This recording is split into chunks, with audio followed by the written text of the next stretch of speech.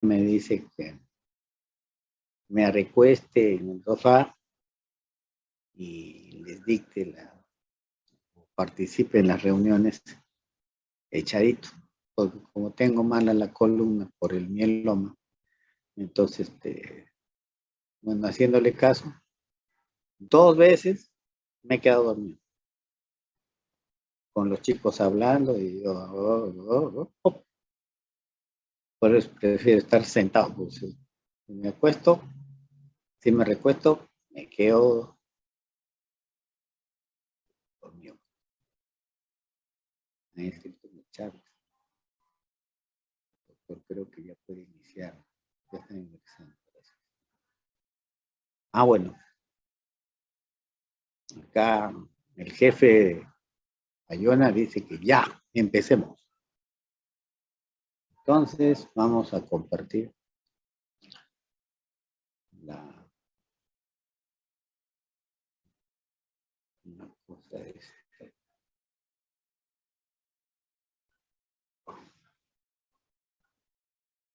Oye, ¿qué pasa? ¿Qué pasa?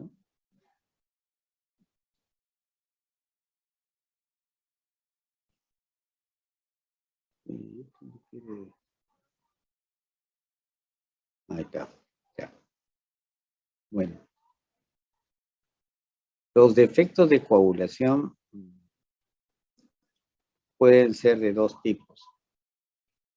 Hoy día ya se reconoce que hay pacientes que tienen, por ejemplo, el factor 8, 200%, 300%, o tienen factor 7, 300%, y eso origina un mayor riesgo de trombosis, de infartos. Entonces, ese es un defecto porque hay mucho factor de coagulación. ¿En qué situaciones se da eso? Por ejemplo, en un estado de un proceso inflamatorio agudo. Entonces, puede originar trombosis, porque libera factor de coagulación en mayor cantidad. No es muy conocido, no es muy difundido, pero existe. Hace años que se reconoce la presencia de eso. De todos esos, el que da mayor importancia a los neurólogos, sobre todo al fibrinógeno elevado. Pero no es solo el fibrinógeno elevado el único que puede hacer esto. Bueno. Más conocidos son los defectos que tienen menor cantidad de lo normal los factores de coagulación y por lo tanto tiene sangrado. Y de eso vamos a intentar hablar, de los defectos que producen sangrado. Bueno, reconocer las causas, siempre hay que saber cuál es la causa del sangrado para tener una opción terapéutica. No es colócale y con alguno de esos va a parar. No. Eso sé que es redundante, pero bueno, permítanme tenerlo presente para inmediatamente pues hablar de efecto de coagulación. Bueno, el factor tisular puede estar presente en la sangre circulando, y si hay insuficiente cantidad puede formar coágulos intravasculares. Pero de lo que se trata ahorita es que se rompa un vaso sanguíneo, esas células que se pierden tienen una función anticoagulante y su ausencia entonces permite que en esa zona predomine la formación de coágulos. ¿Cómo se hace? Bueno, el factor tisular ligado a las células endoteliales o liberado de las células endoteliales, se pone en contacto con el factor 7. Dos unidades de factor 7 se unen en presencia de calcio, forman un complejo, ¿no?, que convierte el 10 en 10 activado, que en una cama de fosfolípidos proporcionado por múltiples células del torrente sanguíneo, con presencia del factor 5 que es liberado de las plaquetas activadas, ya pueden formar un complejo protrombinazo. ¿Por qué la presencia del calcio? Porque el factor 10, que es K dependiente, la vitamina K lo que hace es carboxilizarlo, o sea, colocarle grupos en la superficie grupos C o O con carga negativa. Entonces, él tendría carga negativa en su superficie. Y el fosfolípido, como tiene también carga negativa, entonces, el calcio logra unir a los dos con carga negativa, permitiendo que se enlacen. Y el factor, este complejo formado por el 10, 5, fosfolípido y calcio, denominamos una enzima que va a convertir la protrombina en trombina. Bueno, la trombina luego va a actuar sobre el fibrinógeno, convirtiéndolo en fibrina soluble, o sea, como un pedacito de hilo suelto. Esta es la estructura, digamos, diamétrica, acordada internacionalmente hace años. El fibrinógeno lo conocemos como una estructura que tiene una región D en un extremo, una región E central y otra región D en el otro extremo. Entonces, esta sería la estructura de un fibrinógeno. La trombina lo que hace es cortar un segmento de 15 aminoácidos a cada lado de las regiones D. Si la plasmina lo corta antes, la plasmina corta un segmento de 42 aminoácidos, o sea que incluye a la zona donde debe actuar la trombina. Entonces, si la plasmina corta al fibrinógeno antes que la trombina, ese fibrinógeno ya no sirve para que la trombina actúe, porque ya no hay la zona donde debe cortar. Bueno, pero vamos a hacer que ha cortado la trombina.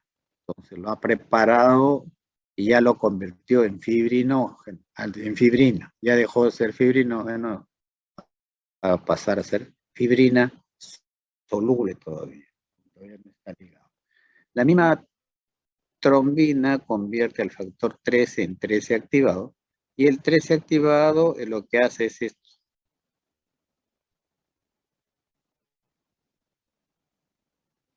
Es hechura del factor 13.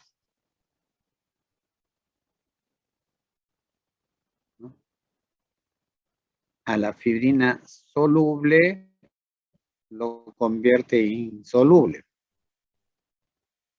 o también llamado coágulo. Entonces, eso es el fin de la vía de coagulación. Acá me brindan unos segunditos. Sobre este coágulo, cuando actúa la plasmina, hace esto. Corta acá, corta acá, corta acá, corta acá, corta acá, corta acá. ¿Y qué cosa daba como resultado? El famoso dímero D y el fragmento E. Entonces, ¿qué cosa es el dímero D? El resultado de la acción de la plasmina sobre un coágulo.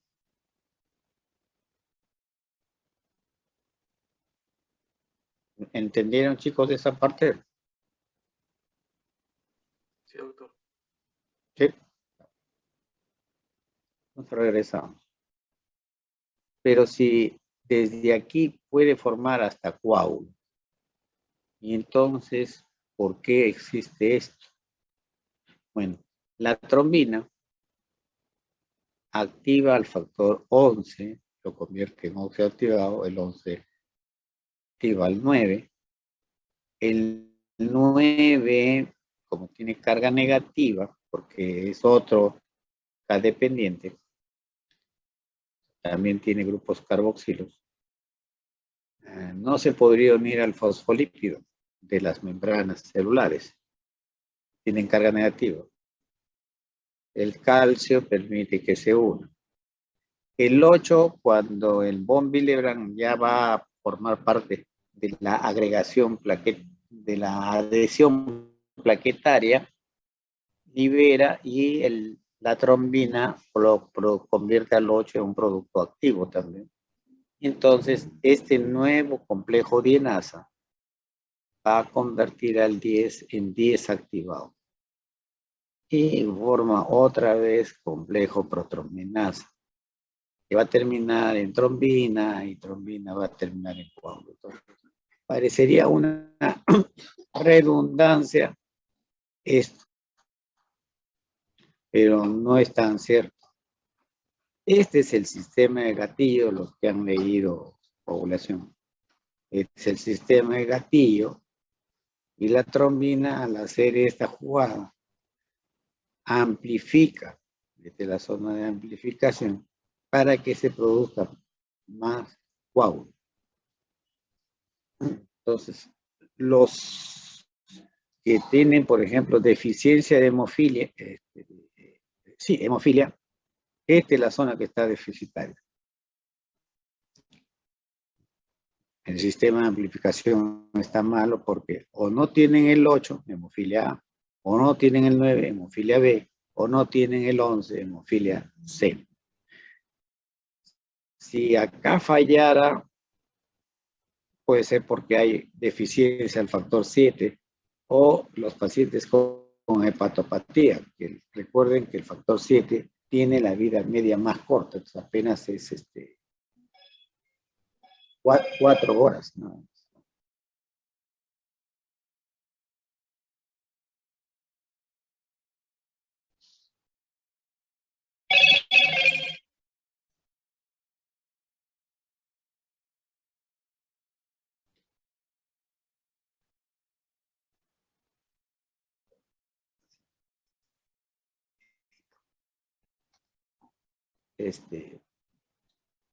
Entonces, esta es la zona de los hemofílicos, esta es la zona de deficiencia del 7 o otras hepatopatías. Este es lo que llamamos la vía común o la zona del complejo protrombinasa. ¿No? La deficiencia puede ser del 10, 5 o de la protrombina en esta zona. Y en esta zona, la deficiencia puede ser del fibrinógeno o del factor 13 que no le he puesto. Entonces, ¿cómo medimos esto en nuestras pruebas de población? Bueno, en el año 2011, el señor Addis, estudiante de medicina de Oxford, haciendo un trabajo, encontró que oxalato de sodio bloqueaba a la sangre que sacaban a un paciente y ya no le permitía formar coágulos. A raíz de eso, hoy día es Sir Addis. En Inglaterra, pues al que hace algo bueno le ponen señor Sir. Bueno, él logró pues lo que, y en ese tiempo se conocía 4 factores de coagulación. Entonces, sacamos la muestra al estilo de Addis, lo bloqueamos el calcio y lo llevamos al laboratorio. Entonces, si queremos hacer el tiempo de protrombina, bueno, así como aprendí yo en el Revegliati, machacamos cerebro humano y lo usamos como reactivo. ¿Qué cosa estamos proporcionando? Factor T-sul. Y superficie de células para fosfolípidos. Entonces, añadimos nuestro reactivo casero, añadimos calcio porque está bloqueado y medimos desde que añadimos nuestros reactivos, ¿cómo se llama? Hasta que inicie la formación del coágulo.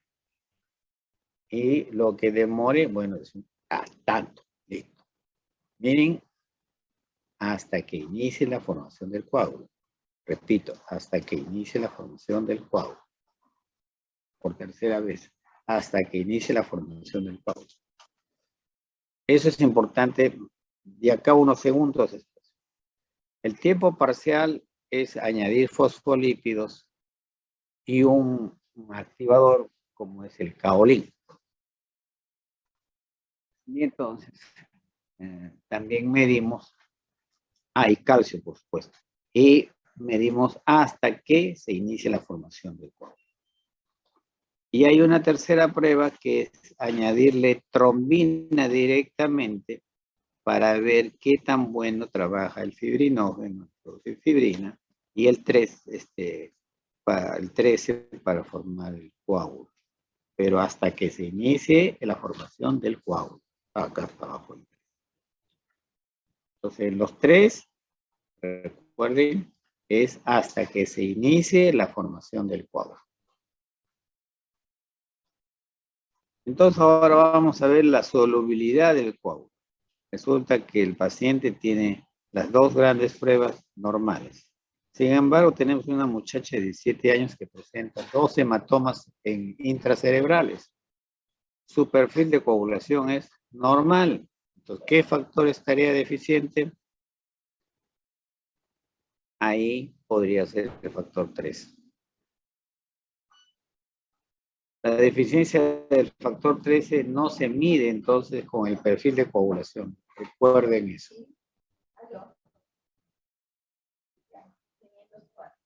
Sino se mide con dosaje de factor 13 para ver la proteína y para ver la función usamos el test de urea. En la urea lo que va a querer es destruir el coágulo, pero si el coágulo está bien hecho, no va a poder. Si el coágulo está mal hecho por culpa del 13, lo va a desarmar rápidamente. Y entonces, aunque tenga factor 13 en gran cantidad, decimos, sí, será una buena proteína, pero no funciona. Estas son las dos pruebas que hacemos para ver si el 13 funciona. Los pacientes tienen un sangrado pues tardío, después de una cirugía. Demora para cicatrizar porque el coágulo, si ustedes recuerdan, todos hemos tenido heridas, el coágulo forma como una costra y por debajo se va reparando el tejido. Si no tiene un coágulo bien hecho, va sangrando todo el rato y entonces demora para cicatrizar. Y en las mujeres en edad fértil pueden tener abortos a repetición. Añádanle al sistema antifosfolipídico deficiencia del factor 13. ¿Cómo lo tratamos? Con concentrado de factor 13, bueno, en otras partes del mundo. O con plasma fresco o crioprecipitado en nuestros pacientes que tienen, donde no tenemos concentrado de factor 13. Miren la vida media que es tan largo que podemos ponerle entonces un poco de plasma fresco cada 14 días.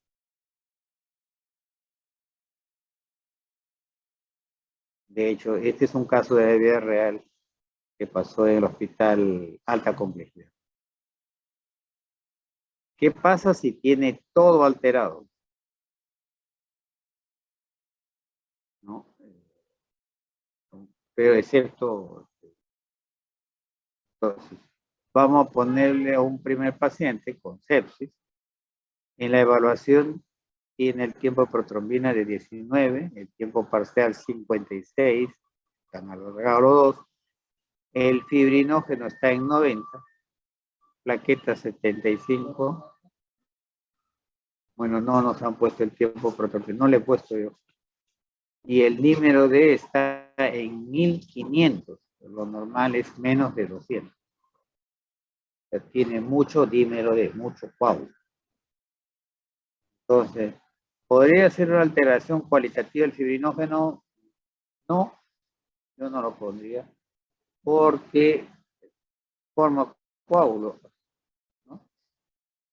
Más probable es que sea un problema del CID, de coagulación intravascular diseminada, que eso sí puede ocurrir en los pacientes con sepsis. Entonces, no se olviden de pedir, aparte del perfil de coagulación que siempre incluye pues, las 3 pruebas, el fibrinógeno, plaquetas, y también acostúmbrense a pedir por si acaso, cuando hay sangrado, dímero D. Ahora vamos a ver un segundo paciente, que es un paciente que tiene historia de que a veces viene con sangrado y a veces viene con trombosis. Tengo a mi abuelito de 82 años que tiene este problema. Cada cierto tiempo viene al hospital. La primera vez vino por trombosis venosa profunda en el miembro inferior izquierdo. De ahí vino por un hematoma retroperitoneal en la fosa ilíaca derecha. Había un tumor según ecografía. Pero en anterior hospitalización no lo tenía. Y el fibrinógeno, sin embargo, miren, todo estaba alargado. Pero el fibrinógeno, a diferencia del primero, que está abajo, está normal, y el dímero D está abajo, o sea que no es como una coagulopatía. Cuando ocurre esto, que todo está alargado, recuerde que el fibrinógeno es el del cual depende que todas las vías funcionen. Si el fibrinógeno está bueno en cantidad, pero malo en calidad, entonces tiene un trastorno cualitativo. Una discrepancia entre cantidad de proteína y la función de la proteína. Entonces, estos pacientes tienen un cuadro, o a veces vienen con trombosis, o a veces vienen con sangrado. El diagnóstico es ponerle pues un poco de crío precipitado cuando viene con sangrado y crío con anticoagulación cuando viene con fenómeno trombótico. Ahí pasé. Ahora veamos un paciente que tiene tiempo de protrombina alargado. Bueno, primero es una muchacha de 11 años. Por traumatismo se produce un hematoma en el cuero cabelludo. El tiempo de protrombina, pues no lo veo porque lo tapa esta cosa. Está alargado. Inhibidores están ausentes. Entonces, ¿qué factor está deficiente si fuera congénito?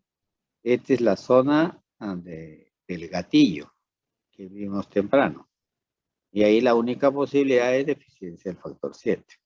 Bueno, sangrado solo tienen los homocigotos, o sea, los heterocigotos no tienen problema. ¿Dónde tienen sangrado? Muscular, como ella en el cuero cabelludo, ahí hay músculo, o metrorragias. Y puede tener fenómenos tromboembólicos. El dosaje, ¿cómo hacemos? Dosaje del factor 7 y podemos pedir para ver si tiene inhibidores contra el factor 7. Y bueno, la función ya la estamos evaluando, pues el tiempo parcial está, el tiempo de protrombina está alargado. Felizmente en el Perú tenemos el factor 7 recombinante. Factor 7 recombinante activado. Entonces, una de las funciones del factor 7 recombinante es en los casos de deficiencia de factor 7 congénito. Bien. Ahora veamos un paciente con fibrilación auricular crónica. Bueno, la fibrilación auricular origina que se puede formar coágulos dentro de las cavidades del corazón. Desprenderse un pedacito de esta gelatina que se está formando dentro del corazón.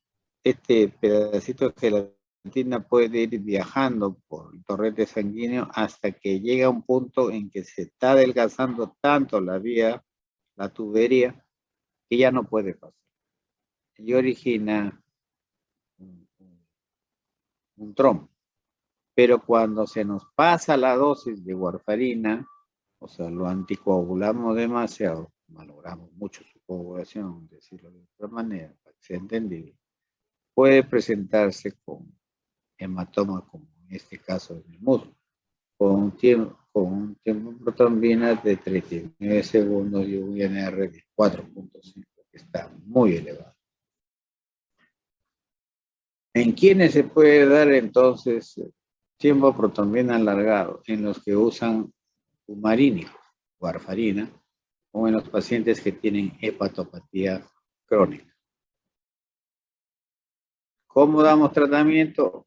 Plasma fresco, que tiene los factores K dependientes que han sido bloqueados por la warfarina. Recuerden que la warfarina bloquea los dos bloqueos enzimáticos para convertir a la warfarina oxidada en reducida y pueda seguir carboxilizando.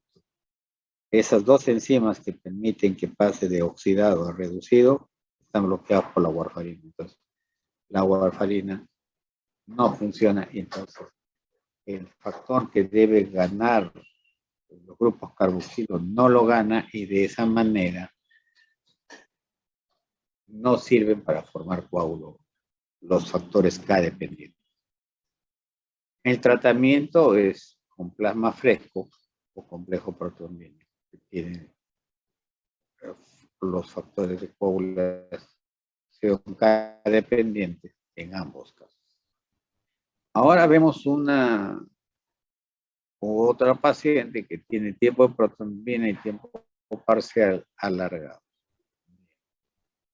Este también es un caso de la vida real en el Hospital Belén de hace tal vez ya 10 años. Una chiquilla de 10 años venía de Huamachuco. En su primera menstruación tiene un sangrado profuso, como un caño. Y el tiempo de protrombina, el tiempo parcial estaban bien alargados. Pero el tiempo de trombina está normal. El fibrinógeno en cantidad está normal. Y al decirme que tiene tiempo de trombina normal, me dice que su calidad también está normal. Entonces, ¿dónde está la falla? ¿Estará la falla del factor 7? Puede ser, pero en ese caso sería solamente el tiempo de protrombina. Es que también puede tener deficiencia del 8. Ah, ya, los dos. Bueno, puede ser. O tercero es la vía común. La tercera posibilidad es deficiencia de la vía común, que es 10, 5 fosfolípidos y calcio, o sea, en la formación del complejo protrombinasa. Bueno, esta muchacha, como no tenía plata y tenía cis, bueno, yo le propuse que le pongan plasma fresco, pues grandes cantidades, asumiendo que tenga deficiencia de alguno de estos dos y que lo lleven a Lima para que le hagan las pruebas. Lo llevaron al Hospital 2 de Mayo, donde trabaja Nancy Loaiza, una amiga hematóloga. Ella es la jefa del programa de defecto de coagulación y hemofilia a nivel del Ministerio de Salud. Trabaja en el Hospital 2 de Mayo. Y ahí le hicieron dosaje, el factor 10 estaba pues 2%, 3%. Bueno, en países donde hay factor 10 le pondrían factor 10. Aquí no tenemos, entonces podemos usar o plasma fresco o complejo proteínico. ¿Qué otras causas pueden ser que den un cuadro parecido a esto? Bueno, deficiencia de vitamina K. El más clásico de deficiencia de vitamina K es un paciente que lo han operado, que está en NPO hace unos 10, 15 días.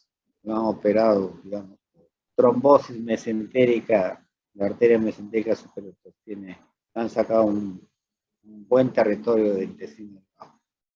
Está en NPO, está con nutrición enteral, parenteral, pero se olvidaron de darle vitamina K como suplemento. Y la vitamina K, y encima le están dando antibióticos de amplio espectro para que elimina barra con las bacterias, que son las que producen el intestino delgado vitamina K. Entonces, en esos pacientes, bueno, es fácil, vienen con un cuadro parecido, se le da vitamina K y se cura. Es el cuadro más frecuente de deficiencia de vitamina K.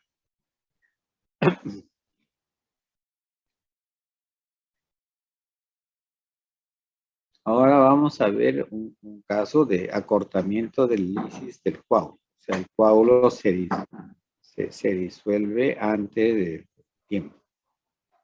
Entonces, si esto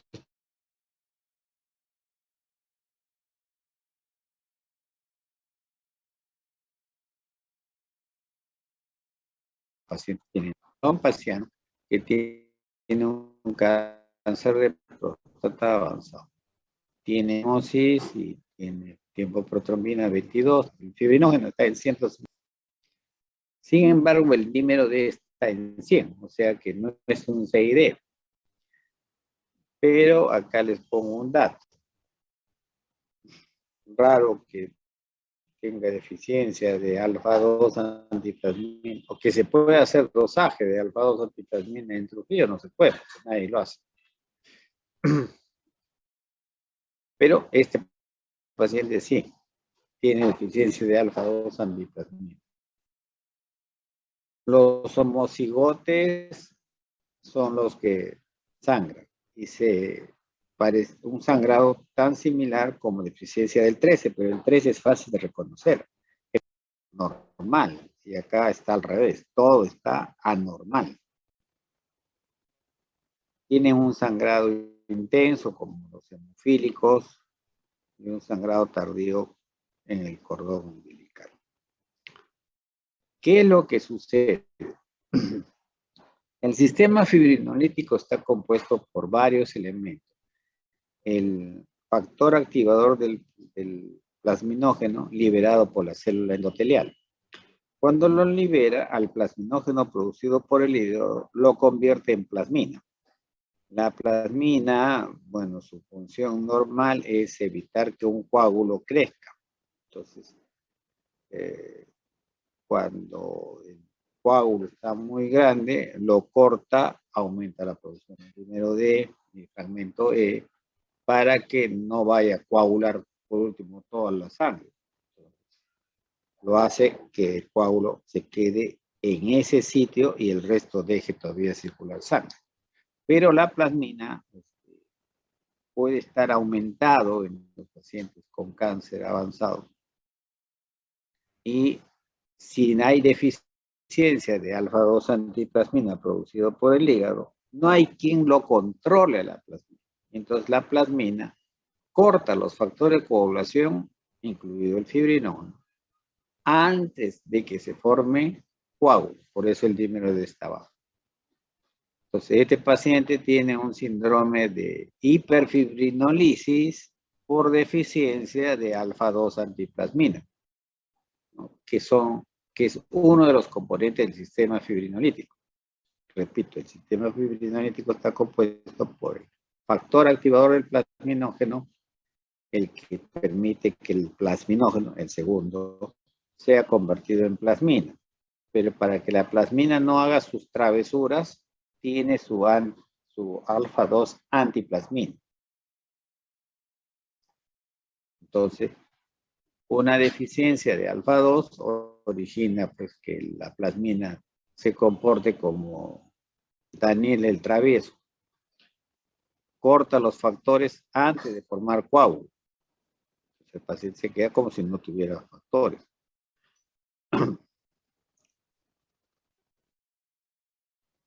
Y puede sangrar tanto como... Y el tratamiento, bueno, si el alfa 2 antiplasmina no funciona, nosotros tenemos nuestro alfa 2 antiplasmina medicamentoso, que bloquea a la plasmina, ¿no? Entonces, si no tiene alfa 2 antiplasmina, ya usamos nuestra alfa 2 antiplasmina medicamentosa, el ácido tranexaminal. Y con eso controlamos. Esto en pacientes con cáncer avanzado resulta ser frecuente y señala que el paciente tiene pocas semanas de vida. Vamos a ver ahora los trastornos del tiempo parcial nada más y el resto normal, o sea, el sistema de amplificación. Un primer paciente tiene 22 años, operado de fimosis, pero viene con un hematoma después de la fimosis. Ahí nomás. Entonces, evaluación con prueba de mezclas. Es otro que tienen que conocer. ¿Qué cosa es la prueba de mezclas? Es mezclar plasma o suero del paciente bloqueado con calcio con un pool de plasma de personas aparentemente normales. 50% a 50%, ¿no? Mitad, mitad. Lo incubamos a 37 grados por media hora para que en caso de que haya anticuerpos que bloquea factor de coagulación, pues le demos oportunidad que bloquee. Bueno, en este caso al muchacho lo dejaron incubar 2 horas e hicieron otra vez el tiempo parcial de tromboplastina y reveló mejora. Entonces, la interpretación es, entonces a él le falta un factor de 1, 2, 3 factores de coagulación. Y al añadirle plasma normal, le hemos regalado, le hemos prestado factor que falta. Y por eso que el tiempo parcial sea normalizado. Entonces, hacemos dosaje de la zona de los hemofílicos. Hacemos dosaje del 8, del 9 y del 11, y bueno, del 8 de él salió el 12%. La hemofilia severa es cuando es menos de 1%, moderado entre 1 y 5, y más de 5, 25 para algunos, 20 para otros, es hemofilia leve. Entonces él resulta tener una hemofilia leve. Y entonces él es una hemofilia congénita, leve. Solo cuando fue traumatizado por una fimosis, una operación, se demostró que él es factor 8. Pero no, pues como el hemofílico severo que tiene menos de 1. El hemofílico severo, ese viene sangrando hasta porque lo mira. Entonces, el hemofílico leve, digamos, si sufre un atropello, si sufre una volcadura en su auto, sangra, pues, politraumatizado. Y si no sabía, los médicos tenemos que hacer el perfil de coagulación y ver que el tiempo parcial debe estar alargado. Aquí revelo algo que ahí está, pero no lo digo.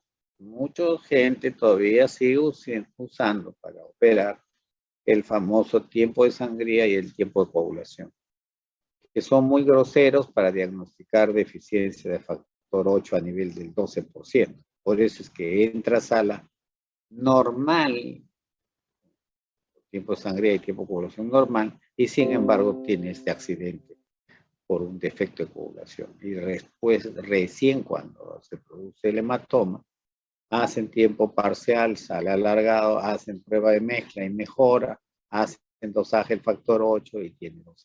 Entonces, consejo, por favor, ya no usen tiempo de sangría y tiempo de coagulación.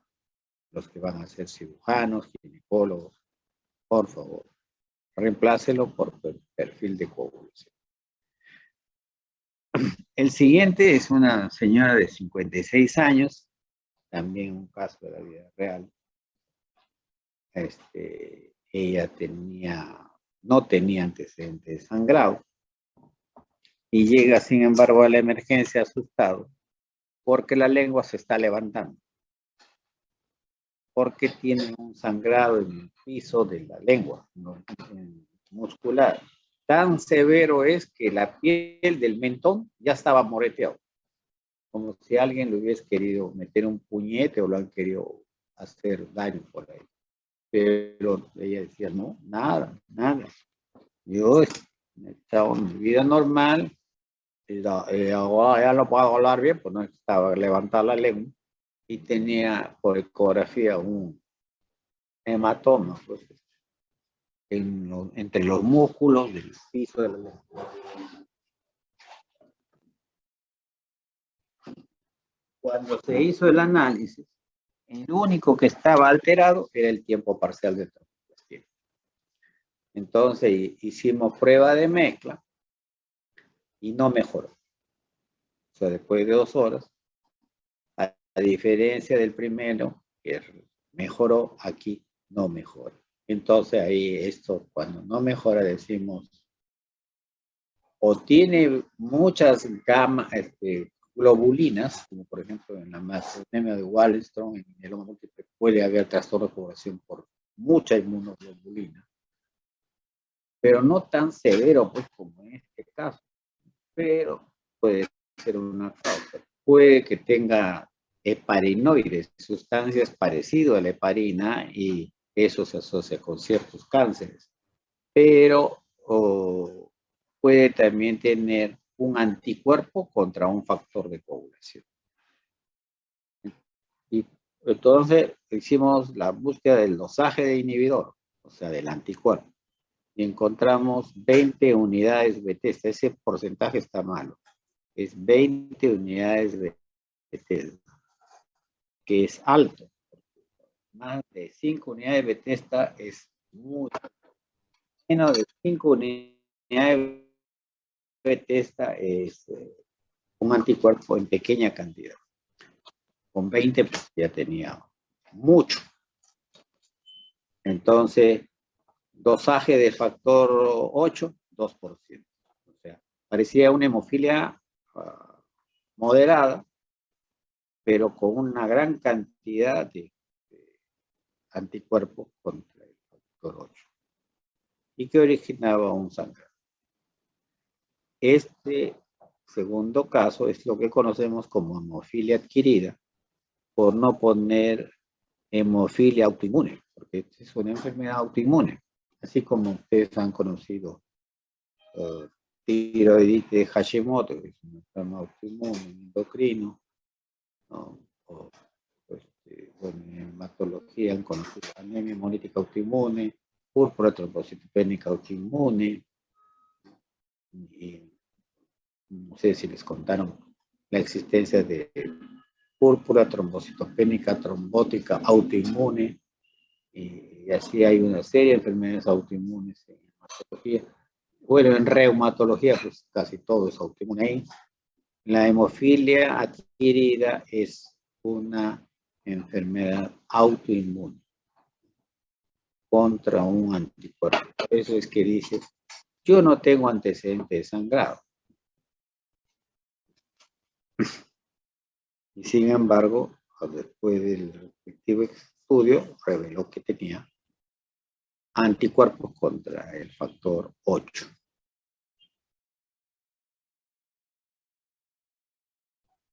¿Hasta acá alguna pregunta, chicos? Todo claro. Claro, doctor. Vamos con las hemofilias un poquito.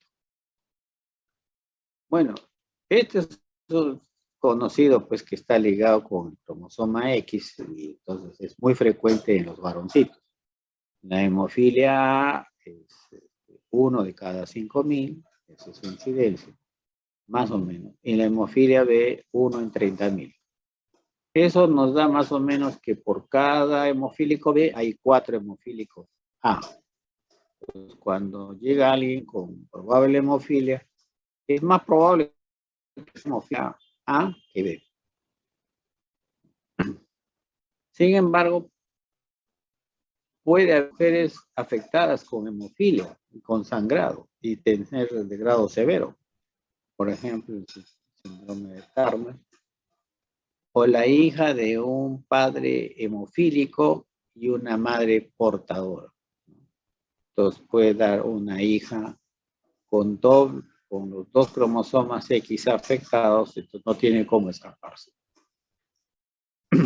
O ser una portadora ella, pero el X normal es silenciado por defectos epigenéticos, y entonces el afectado manifestarse y tener comportamiento como un hemofílico, pero es una mujer y sin antecedentes familiares. Eso es lo que quiere decir el X0. En el 30% de casos, cuando ustedes ven un paciente hemofílico en su debut, no tiene antecedentes de hemofilia en la familia. Él es el primer caso. No es que entonces me ha sacado la vuelta, este es hijo de otro. No pongo. En el 30% de casos hay mutación en él, porque él es el primero de la familia. En el restante, bueno, hay antecedentes familiares. Por ejemplo, mi amigo Willy Quiñones, que trabaja en Arequipa, él es originario de Puno. Entonces él hizo una investigación epidemiológica en el lago Titicaca, donde hay bastante pacientes con hemofilia, porque tienen costumbre de convivir entre ellos. Entonces, al convivir entre ellos, entonces hay bastante hemofilia A y B en ellos. Y una vez conversando, él vive en Arequipa, trabaja allá, me dijo, bueno, ahí las familias son tal cual, Capu. Entonces, hace años llegaron trasladados de Chimbote 2 chiquillos, ¿no?, de 8 y 6 años, Tupa, con doble P. Y me acordé, Tupa. Le digo, sus familiares de ustedes vienen del lago Titicaca, ¿verdad? Ah, sí, el resto están por ahí. ¿Y tu papá por qué se ha venido? Por trabajo, doctor. Solo el apellido me dijo, es hemofilia. Lo que no me acordaba si era A o B, ellos son B.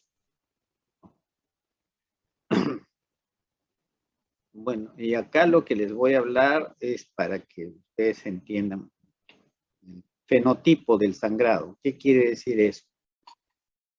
Puede tener 2 hemofílicos, los 2 son A, los 2 son severos, sin embargo uno sangra un montón y el otro casi no sangra. Eso se refiere al fenotipo del sangrado, la diferencia. Entonces, ¿de qué depende? Del nivel de deficiencia, ¿no? Puede tener deficiencia severa. Uno de ellos puede tener coherencia de otros defectos genéticos y que hace que sangre más.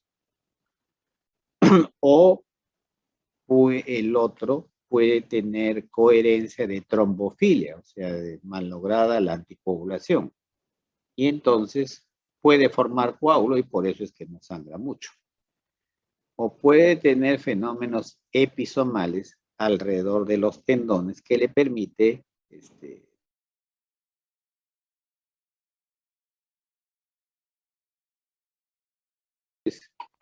que pueden explicar que dos hemofílicos con el mismo nivel, vamos a poner menos de 1%, los dos son A, y uno sangra bastante y el otro no sangra mucho. No es fortuito, falta estudiar. Entonces, si hiciéramos prueba de trombofilia, de repente encontramos, es que este tiene deficiencia de antitrombina 3. Tiene doble yaya, uno que lo hace sangrar y otro que al estar fallado, al estar trombofílico, forma coágulo. Entonces, compensa la deficiencia.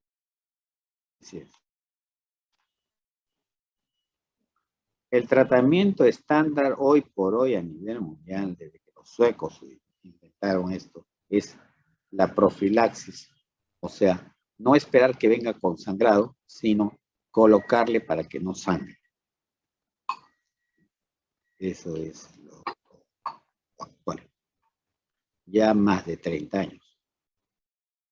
Esta es la estructura funcional del factor 8. Tiene varias regiones. De esta vamos a hablar de la región que es importantísimo porque al ligarlo al 9, entre los dos lo acerca al 9 activado al 10 para que el 10 sea activado. Entonces, si la región A2 está fallado, no puede cumplir su función el factor 8. Tiene su región que lo liga al factor von Willebrand. Si está fallado la región A3, no se liga al factor von Willebrand y si no se liga al von Willebrand, el factor 8 vive menos tiempo. Cuando está ligado al factor von Willebrand, vive más. Y tiene su refracción C2 que lo une a los fosfolípidos. Acá no hay pleitos de cargas negativas contrarias, entonces no necesita calcio. Él tiene su región, para, digamos, sus pies donde plantarse en el fosfolípido. Si tiene falla, sin embargo, no puede llegar al fosfolípido y entonces no puede cumplir su función de cofactor. Entonces, vamos a tener casos pero moderados o leves. Los severos son cuando tiene grandes lesiones, grandes inversiones de los intrones o de los exones. Los moderados cuando tienen mutaciones en los sitios de empalme, o sea, para arrancar a que la transcriptasa lo lea. Y los leves tienen cambios puntuales, pequeñas inversiones o lesiones, como vamos a ver.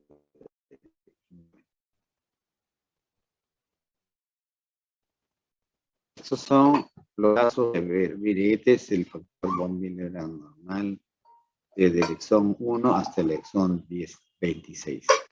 El diente tiene una gran lesión, o sea, se ha perdido el exón 14. Entonces es una proteína bastante diferente de la normal y por lo tanto no puede cumplir su función. El siguiente es una duplicidad del factor 3, del exón 3. El siguiente es una inversión del intrón 22. O sea, está al revés, está chueco, está puesto al revés. Eso hace que no pueda cumplir su función. Y el último es una inversión del intrón 1. Está también al revés. Estos por ser grandes problemas, estas proteínas no se parecen en nada al factor 8 que le vamos a colocar para que deje de sangrar. Entonces, al no parecerse a lo que la inmunidad conoce, va a producir anticuerpos en estos pacientes que tienen estas grandes lesiones. Ese vamos a ver, pero ahora les digo, estos son los que tienen más riesgo de tener anticuerpos contra el factor 8 exógeno. Estos son pequeñas mutaciones puntuales, un reemplazo puntual, que tienen menor afinidad por el von Willebrand y por lo tanto van a vivir menos tiempo. Y acá tiene una menor afinidad con el factor 9, con lo cual su función es mala. Y entonces origina cambios puntuales. Estos dos van a hemofilia moderada y hemofilia leve.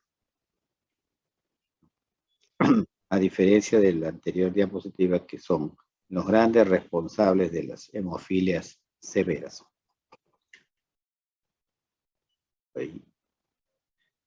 La hemofilia B es lo mismo, deficiencia en el brazo largo del cromosoma 9. La severa, igual que la hemofilia A, son grandes de lesiones, mutaciones importantes, y la moderada y leve son mutaciones casi puntuales.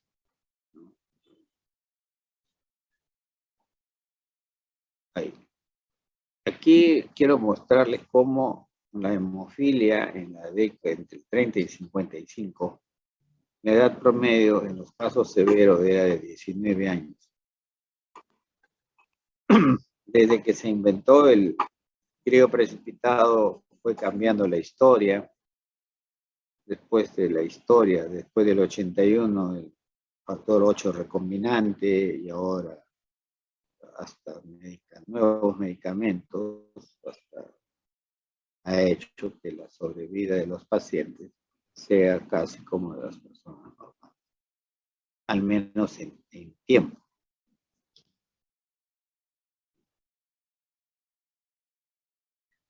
Pero cuando analizamos qué es lo que mata a los pacientes hemofílicos que ahora viven más, sigue siendo el sangrado. ¿El sangrado dónde? Intracerebral. El HIV, por la época antes de 1981, que se demostró la presencia de esto. Y ahora empiezan a morir por enfermedades cardiovasculares, que ya son propias de la edad. Enfermedades del hígado, del riñón, cáncer, o hepatitis C o B, por transfusiones, no lo sé. Pero el cáncer sigue siendo, el sangrado sigue siendo la primera causa de muerte en ellos. Entonces, tenemos que aprender a manejar a estos pacientes, aunque no seamos hematólogos. Las manifestaciones clínicas, no hay diferencia entre que tengas hemofilia A o B. Es igual. Cuando es leve, es como el caso del joven que le operaron de afimosis y después todavía demostramos que tenía 12% post-trauma. Los moderados, los que están más cerca del 5%, son parecidos post-trauma. Y los que están más cerca de 1, y si tienen otras afecciones que producen sangrado, se van a comportar casi como grave. Y el grave es el que más problemas nos trae, que son pacientes que tienen sangrado articular, sangrado muscular, pero también pueden tener sangrado en el hígado, en retroperitoneo, en el cerebro, pueden morir. Y desde los primeros meses de vida. Pueden vivir más ahora, pero con deformidades articulares invalidantes. Entonces, la calidad de vida es ahora la nueva meta. No solo que vivan más, sino que vivan como las personas que no son hemofílicos.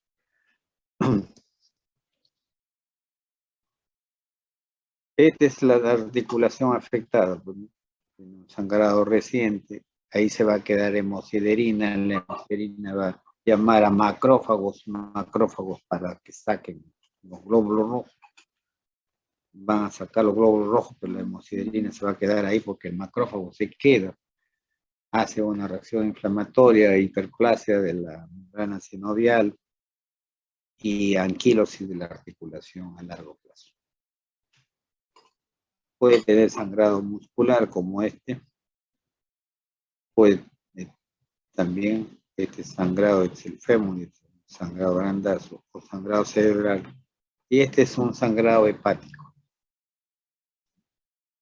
La cápsula lo detiene para que no se salga la sangre por un traumatismo. La morbilidad, entonces, es el problema. Los pacientes que no reciben profilaxis tienen sangrados articulares importantes y tienen una mala calidad de vida. Más o menos 20 años después de tener sangrado, y siempre que haya posibilidades, se puede hacer reemplazo total de cadera, reemplazo total de rodilla, pero no podemos hacer reemplazo total de tobillo o de codo todavía. Entonces, tienen ciertas fuertes limitaciones estos pacientes por no haber recibido profilaxis. O sea, colocarle para que no.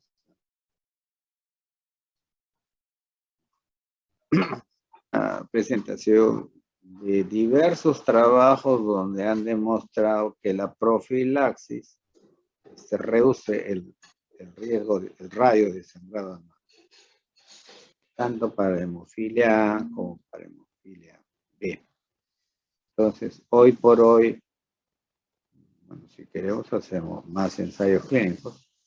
Los metaanálisis a raíz de esto han permitido demostrar que la profilaxis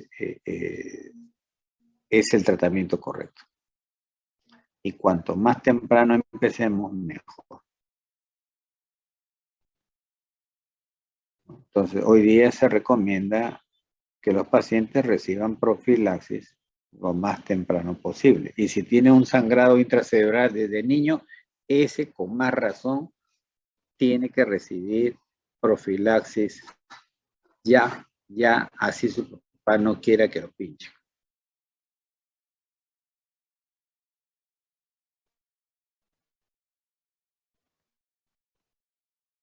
Esto no debería mostrarle, pero les muestro la perspectiva de la profilaxis. Esto hemos hecho donde vemos que país como Colombia usa 0.5. O sea, no llegamos ni siquiera a 1%. Una unidad para los pacientes. Mientras otros tendrían que ir ya por su farmacocinética revela que a las 24 ya están por acá, no a las 48, sino a las 24. Entonces, saber esto es importante para ustedes cuando quieran estudiar hemofilia.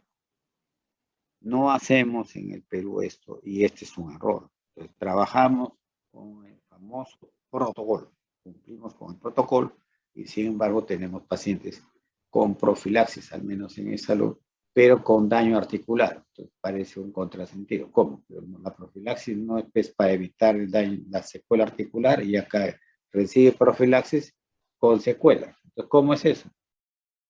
Es que la farmacocinética es la forma correcta de decir, tú vas a recibir 4 días. El otro gran factor para dar la dosis depende. Por ejemplo, ¿a quién? Pues a Romario, un exfutbolista, era hemofílico y practica deporte. Pues a él de repente tengo que ponerle diario, no es que juega deporte todo el rato. Pero si es como Virgilio Salinas, todo el día sentado frente a una computadora, que mi Cecilia tiene que decirlo, ya vamos a dormir. Si no, sigo yo. Si no, pregunten a todos los que han sido delegados, a cualquier hora yo les escribo. ¿Cuándo les dejo de escribir? Cuando Cecilia me quita el celular. Para dormir ella me quita el celular, ya duerme. Si no, yo sigo. Entonces va a haber una variación interpersonal por estudio farmacocinético. Hay pacientes que a las 46 horas ya no tienen nada y otros a las 104 horas todavía llega a fallar. Entonces, a este le puedo poner pues cada 3 días y a este de repente cada 2 días. Esto es encontrado por estudios farmacocinéticos. Y ahora, cuidado, conforme vamos avanzando en edad, el factor 8 vive más tiempo. Entonces, que si a mí me hicieron un estudio farmacocinético a los 3 años, ese vale a los 3. A los 6 se debe hacer otro. A los 9, otro. A los 12, otro. O sea, esto no debe ser algo que se debe hacer de vez en cuando. Se debe hacer en el mismo paciente varias veces en su vida. Bueno, el anterior era profilaxis, o sea, antes del sangrado. Ahora viene con sangrado. Vamos, que viene por una hemorragia aguda. Le han metido, lo han asaltado y le han metido balazos. Entonces hay que, en la pierna, ya, hemorragia muscular. Entonces, no, hombre, que le han metido un balazo y por el cerebro, a caracho. Entonces vamos a tener que entrar a sala. Bueno, tenemos que llevarlo al 100%. No, hombre, le han metido en el cuello. Hay un cuchillo en el cuello. Ya. No, que tiene hemorragia gastrointestinal. Bueno. Un hematoma en el retroperitoneo. Ahí puede meterse tranquilamente 3 litros de sangre en el retroperitoneo. Entonces hay que pararlo. O lo van a operar de algo. Entonces hay que llevarlo al 100% los primeros 3 días y luego bajar al 70% y sucesivamente. Entonces es importante. Cuando el sangrado es de la mucosa, pero no de la faringe, podemos usar ácido tranexámico. Disolvemos 1 o 2 capsulitas en un poco de agua y le hacemos enjuagues con eso y puede sangrar, puede parar el sangrado. Les dije más temprano que los hemofílicos severos, por tener un defecto en su proteína tan diferente del factor 8 que le ponemos para que no sangre, entonces es capaz de producir anticuerpos, llamados inhibidores. Y miren aquí lo que yo quiero graficar en es que el que tiene inhibidores tiene mayor riesgo de morir frente al que no tiene inhibidores, ¿no? Entonces, la hemofilia es un problema. La hemofilia con inhibidores contra lo que le estamos dando para ayudarle complica más el asunto. Todos los inhibidores son pues unos neutralizadores del factor exógeno. El 35% de los hemofílicos A lo padecen, el 5% de los hemofílicos B.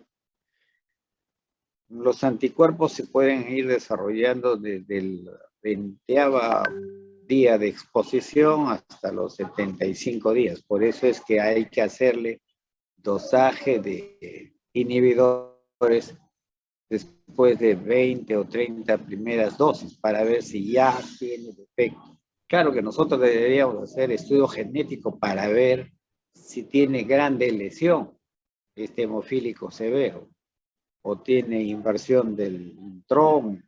Nosotros como no hacemos, no sabemos eso, entonces trabajamos sin saber eso. El 70% de pacientes tienen título alto, o sea, tienen más de 5 unidades de Bethesda. Hay factores modificables y otros que no son modificables, por lo genético no es modificable. Dosificarle, como hacer la farmacocinética, es modificable y entonces podemos reducir para no poner mucho factor y provocarle al sistema inmune inhibidores. Son anticuerpos IgG. El diagnóstico, bueno, lo correcto es el dosaje inhibidor de rutina. O sea, como le dije, acabo de decirle, o ya tiene un mes de pequeñín que le están poniendo, hay que hacer inhibidores. Pero todavía no sangra, por eso hay que hacerlo. Yo tengo uno de mis chatos que a los 30 días ya salió 6 unidades de BT. Todavía no tenía sangrado, pero ya tenía inhibidores al mes. Mi amigo Fabricio. Pero la mayoría hacemos, pues, cuando le ponemos factor 8 y el sangrado no disminuye. Entonces decimos, ¿no tendrá inhibidor? Hacemos y sí, pues tiene inhibidor.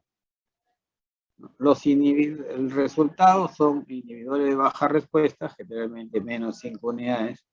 Ahí se puede poner más factor 8 para superar al inhibidor y que haga coágulo. Pero los de alta respuesta tenemos que usar bypass. Ahorita vamos a ver cómo es eso. En todos los casos tenemos que tratar de hacer lo que llamamos el ITI, o sea, la inducción de tolerancia inmune. Usamos un inmunomodulador, prednisona, nicofenolato, ciclosporina, para tranquilizar al sistema inmune y le vamos poniendo dosis pequeñas del factor 8, pero de forma creciente, para que vaya aceptándolo. En porcentajes que están ahí se logra, pero nunca hay que terminar de intentar erradicarlo.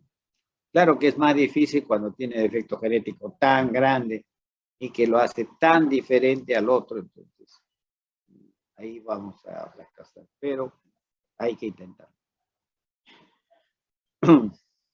Cuando el sangrado es importante y tiene más de 5 unidades de Bethesda, entonces usamos los bypaseadores, con evidencia 2A. Los bypaseadores son el complejo protrombínico o el factor 7 recomienda. Dicen los chinos que mejor es una figura que el escrito. Entonces, eso hice. Bueno, si yo pongo factor 7 en gran cantidad, pues produzco por esta vía gran cantidad de coágulos. O si uso el complejo protrombínico, que tiene 10, 5 y 2, y 10, 7, perdón, también tiene factor 7, en gran cantidad. Tiene 10 protrombina y 7 en gran cantidad. También puedo hacer que forme coágulo sin necesidad del sistema de amplificación. Por eso es que llamamos los bypaseadores, que es diferente a los que son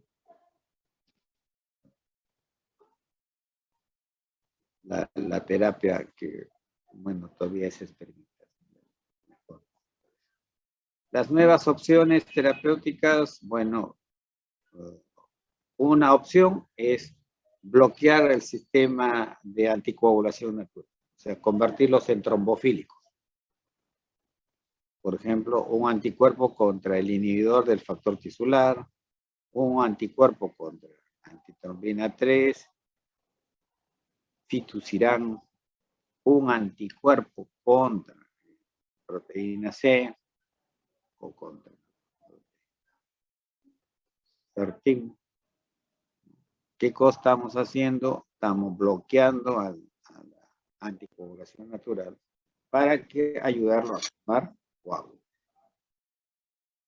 Y el otro es un anticuerpo que reemplaza el factor 8. El emicizumab. Por ahora usado solo para profilaxis, o sea, cuando hay sangrado tenemos que usar factor 8. El emicizumab es solamente para la hemofilia A.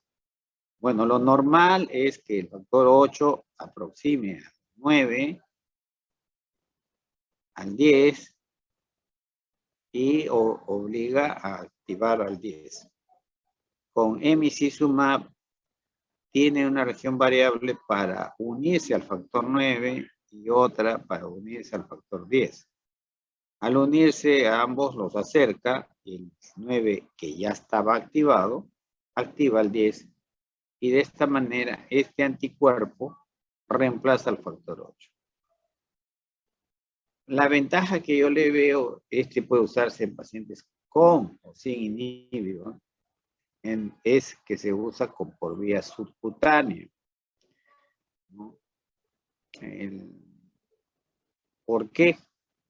Porque el factor 8 se usa por vía endovenosa. Entonces, imagínense a los pequeñitos, ponerle factor 8 3, 4 veces por semana es una gritadera y las mamás lloran y gritan más que el bebé. Entonces, aunque este es caro, yo diría que para profilaxis, este aseguraría que la mamá lo traiga más seguido. Pero a veces pues, no lo trae tan seguido y entonces tengo pacientes que supuestamente están recibiendo profilaxis, pero tienen daño articular.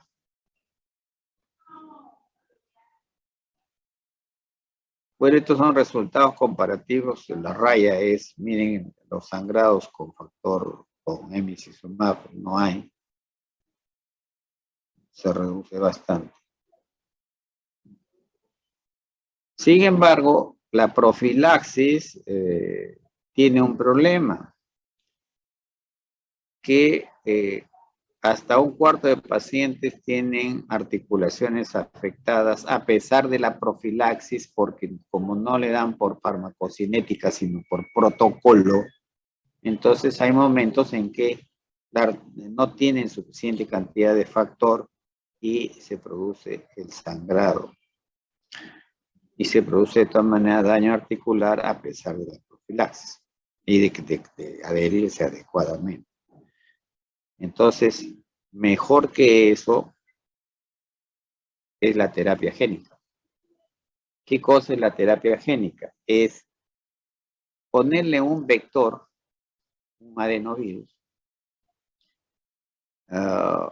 cargado con el gen del factor deficitario, entra a la célula hepática y lo hace producir este factor que nosotros queremos que fabrique.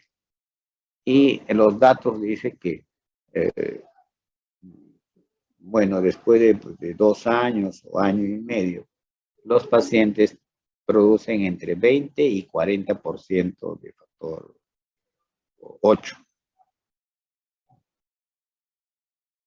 Sin embargo, los organismos que le dan la aprobación para que pueda ser comercializar le han pedido 2 años más de observación. El pedido ha sido este año. Yo pensé que lo iban a aprobar, pero no lo han aprobado, le han dicho 2 años más, porque dicen, ¿qué pasa si es después de aprobado no es duradero, como las vacunas del COVID? Entonces, le han dicho 2 años más y si continúa produciendo, entonces sí vale la pena. Bueno, hablar de hemofilia es hablar de una enfermedad grave que con profilaxis se puede bien devenir la muerte o la mala calidad de vida. La profilaxis debe ser lo más temprano posible. Y profilaxis suficiente para prevenir hemorragias. Eso me refiero a fármacos. Hablar un poquitito de la hemofilia adquirida, o sea, de la enfermedad autoinmune. Bueno, su prevalencia es muy raro, ¿no? Tiene una mortalidad variable por falta de diagnóstico, por no pensar en la enfermedad. Sin cambio, la mortalidad se reduce si es que se diagnostica rápidamente. Entonces, de ahí su importancia. Este es el grupo europeo que hace tiene su registro. A diferencia de Latinoamérica, que nosotros yo no registro casi nada. ellos registran. Entonces ellos tienen registrado, este es hasta el 2018, 501 pacientes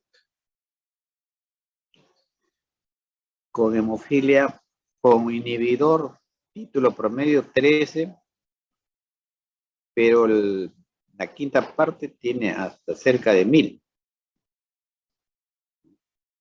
Y el 60% tienen más de 11. O sea, son de muy alto vuelo.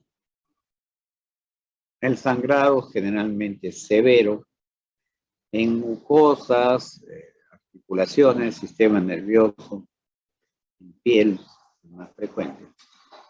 Causa del sangrado en el gran porcentaje es espontáneo. No hay trauma, como la señora que dice, yo no, pero de repente se ha golpeado. No. Post-trauma, post-cirugía es menor porcentaje. La gran mayoría es espontáneo y el tiempo parcial está largo.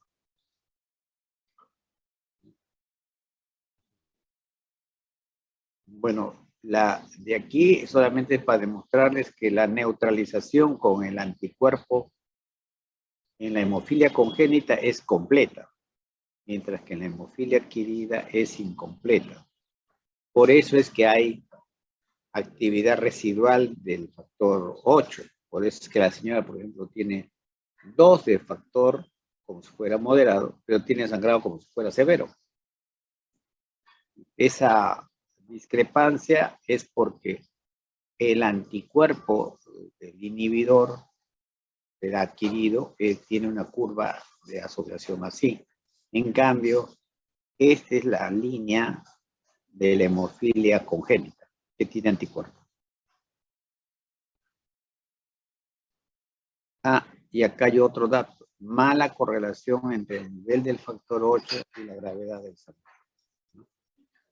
Se puede tener 3% y sangra como si tuviera 0%.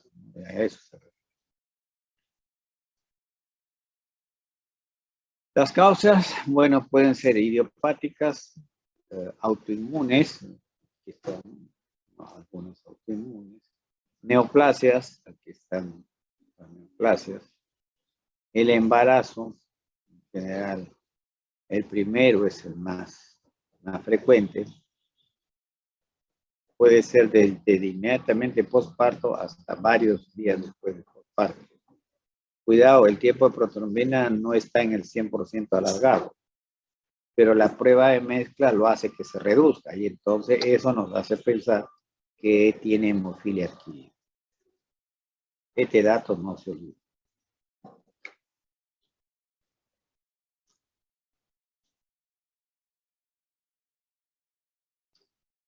El diagnóstico es con sangrado y tiempo protrombina alargado, pero recuerden que no está siempre en todos los casos. Y sin antecedente de defecto de coagulación. Hacemos la prueba de mezcla y a las 2 horas no corrige. Si corrigiera, bueno, sería pues un hemofílico congénito. No corrige, es hemofílico autoinmune. Ya que hay que diferenciarlo del anticoagulante lúpico, que también tiene tiempo de protrombina alargado y que tampoco corrige con prueba de mezcla. Bueno, aquí hacemos contra cuál de los factores, generalmente es contra el 8, y luego cuantificamos el inhibidor. Han visto que el inhibidor puede estar hasta de 1000 unidades de Bethesda. Cuanto más nos demoremos, más unidades de Bethesda. Acá este gráfico, solamente el de amarillo es para que vean. En la hemofilia adquirida,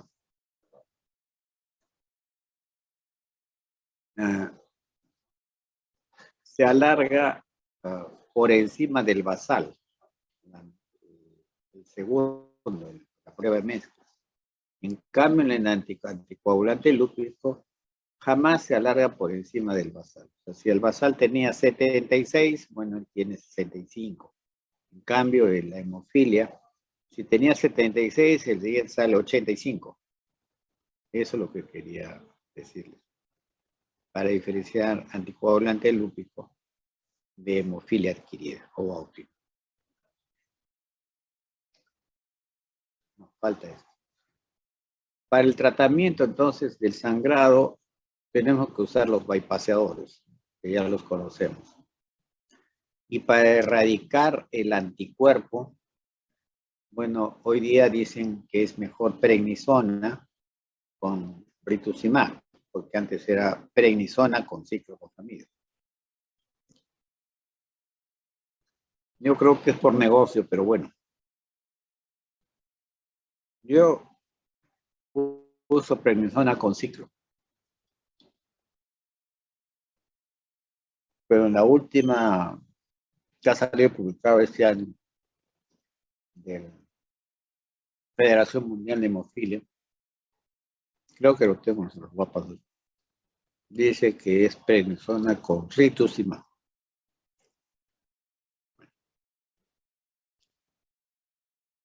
Y para erradicar al anticuerpo cuando no responde con esto, bueno, usamos nuestra ciclofosfamida, azatioprina, micofenolato, ciclosporina.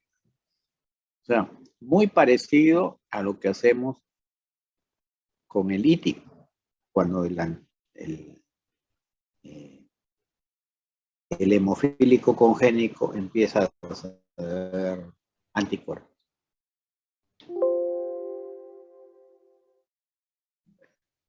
Ahora, de rodillas les pido unos minutos más, porque esto no les van a repetir nunca más. Sin embargo, este es el factor von Willebrand. Esta es su estructura. Tiene su sitio de unión a la glicoproteína 1B de la plaqueta, su sitio de unión al colágeno. Esto ayuda para la adhesión plaquetaria. Tiene su sitio de unión al factor 8 para que el factor 8 viva más tiempo. Tiene su sitio de unión a la glicoproteína 2B, 3A, pues participa en la agregación plaquetaria también. Y tiene una zona donde el Adams 13 lo corta para que de multímero se convierta en oligo o más pequeño. Entonces tiene tres grandes funciones: adhesión, agregación y vida media más larga del factor 8. Dos formas de transmisión: autosómico dominante y autosómico recesivo.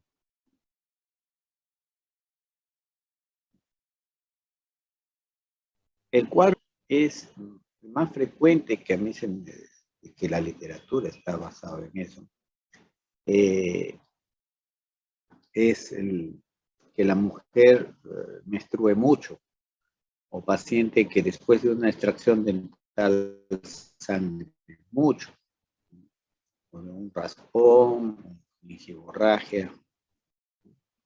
Y el tipo 3 es el que tiene hemartrosis. Los anteriores es para el tipo 1 y todos los tipos 2.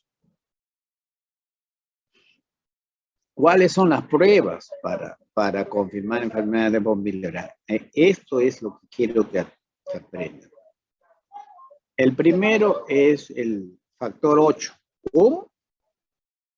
Doctor, ¿está equivocado? No. Sí, el dosaje del factor 8. La función del factor 8. Después vamos a averiguar por qué. Y ahí viene el segundo, que es el factor von Willebrand, ver si la proteína existe. Luego viene el cofactor de ristocetina, ¿no?, que es ver si funciona esta proteína. El siguiente son los multímeros, los del von Willebrand, no hacemos en el Perú. Y el último es la sensibilidad a la ristocetina en la agregación plaquetaria. Entonces ahí puede haber dos. Se agrega muy rápido, o sea, se liga muy rápido el von Willebrand a las plaquetas, ese es el 2B, o no se agrega a las plaquetas, el 2M. Entonces, esta prueba es importante para diferenciar dos. Ahorita lo vamos a ver. Más batería. Uy, se agota mi batería.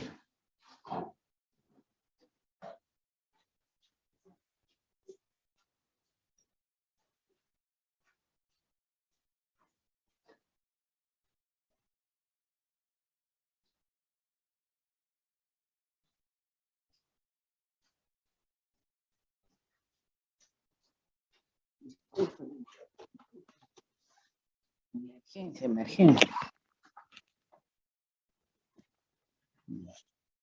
Ahí, ¿no?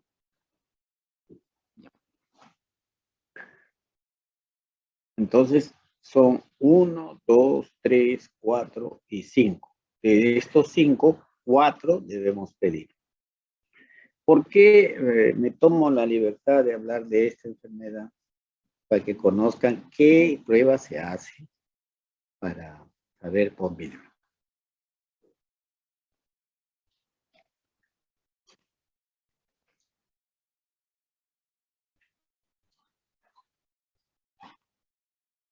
En las aseguradoras,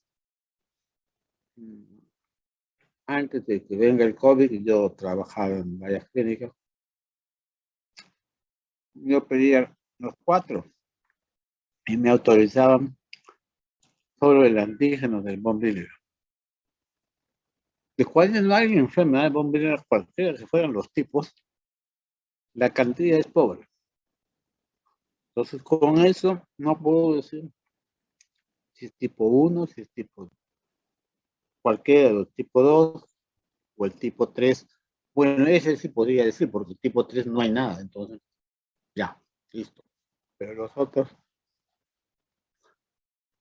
ahora vamos a ver. No, tan rápido. Acá vamos a ver el tipo 1. Tiene bajo antígeno, por lo tanto la función es baja. Su hermano, al no tener quien lo proteja, también está bajo. Es un trastorno de cantidad. Se dice menos de 15%, ya, tipo 1.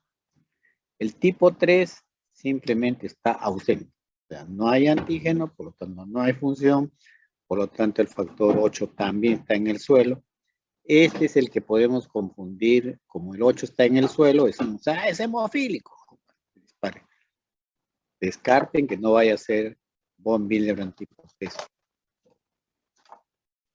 Y el tipo 1C es el que se metaboliza muy rápido. Entonces, la relación entre la función y el antígeno está aumentada. Entonces, la función es buena, pero se metaboliza muy rápido. Los tipos 2, el 2A, es el que tiene un problema que el Adams 13 lo corta mucho. Entonces, lo que lo deja muy chiquitito. El multímero es chiquito. Y eso hace pues, que no funcione bien. El tipo 2B, este es el que tiene gran afinidad por las plaquetas. Entonces, estos pacientes tienen trombocitopenia. Entonces, causa de trombocitopenia, enfermedad de von Willebrand tipo 2B. ¿Cómo lo demuestras? Agregación plaquetaria con ristocetina y el mismo laboratorio te dice, doctor, se agrega rapidito. Así, las plaquetas se agregan rapidito, pero solo con ristocetina. Ah, ya. Ese entonces, ¿tiene trombocitopenia en el hemograma? Sí. Claro, están en el cuerpo humano están agregadas con el von Willebrand. El tipo 2M es al revés. No se quiere unir con la plaqueta.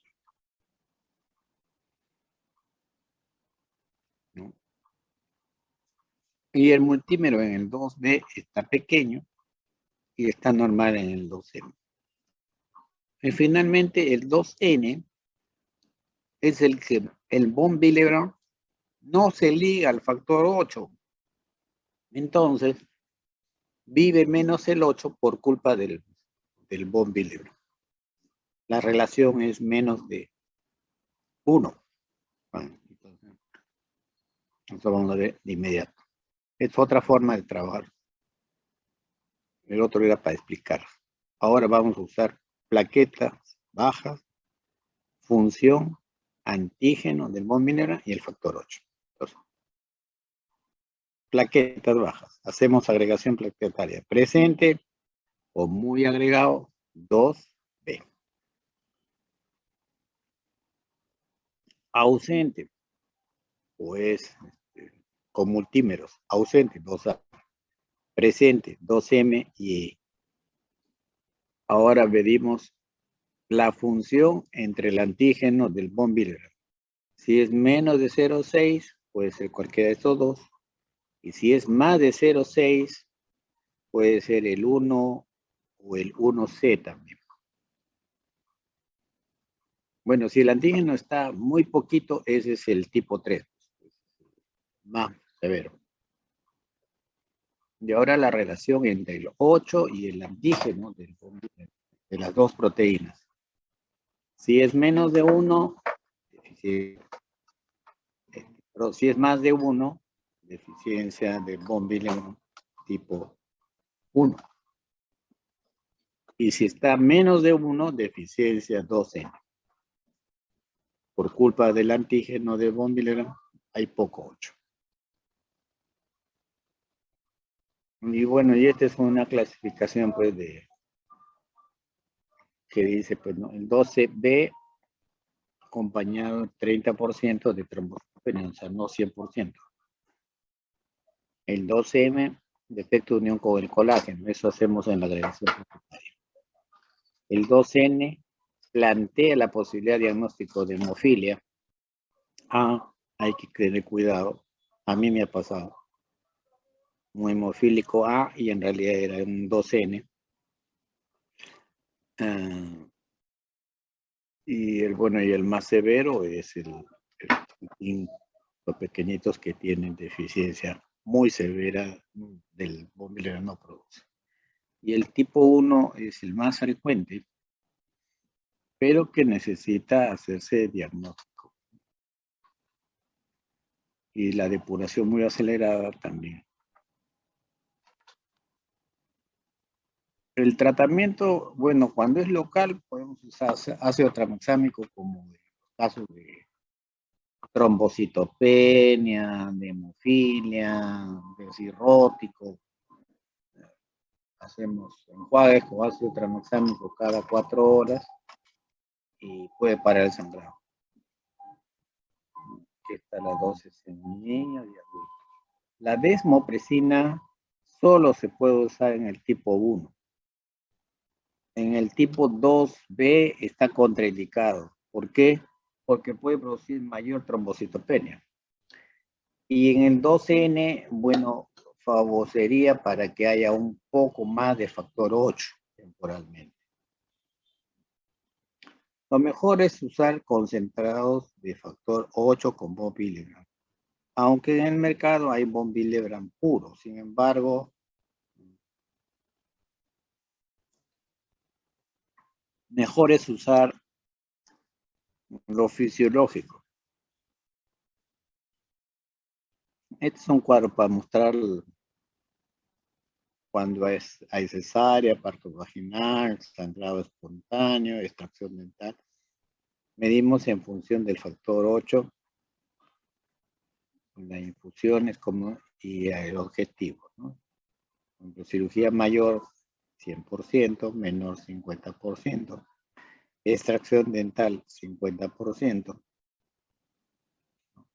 Por ejemplo, el otro día me decían, doctor, yo tengo deficiencia de von Willebrand, me preguntaba, voy a dar a luz en la clínica. ¿Cuánto voy a usar el factor 8? ¿Cuánto pesas? Entonces, hay que subirlos más del 50% con una dosis pre-cirugía, luego de 8 horas, o cirugía hasta por 4 o 5 veces y el parto es normal. Y ese era lo que les quería mostrar del Von Willebrand. ¿Preguntas, chicos? Tranquilo. Todo claro. Ya. Todo claro, doctor. Bueno, entonces estarán cansados. Claro. Nos vamos ya entonces. Nos vemos porque yo Gracias, hice doctor. mi última clase de este ciclo, así que. Pero es muy de tomar tampoco. Gracias, doctor. Gracias, doctor. Hasta luego. Bueno, doctor, gracias.